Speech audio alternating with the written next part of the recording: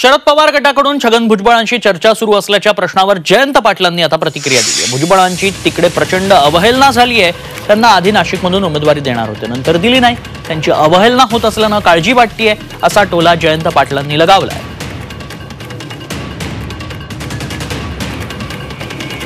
भुजबळ साहेबांची आपली काही चर्चा सुरू आहे असं कळते, ते इच्छुक आहेत पुन्हा राष्ट्रवादी आपल्या पक्षात मध्ये येण्यासाठी। चर्चा नाही चालू, पण त्यांची प्रचंड अवहेलना महायुतीत होते असं दिसतंय आणि त्याबद्दल आम्हालाही मनाला खेद वाटतोय। त्यांना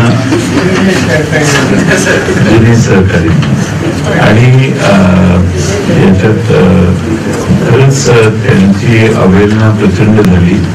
नाशिकमध्ये ते उभे राहणार असं जाहीर करण्यात आलं किंवा दिल्लीनं सूचना केल्या म्हणून, आणि मग ऐनवेळी त्यांना त्यातून माघार घ्यावी लागली आणि याबद्दल पवार साहेबांच्यावर त्यांनी अनेक वर्ष काम केले आणि त्यामुळे आम्हाला त्याचं खेद आहे।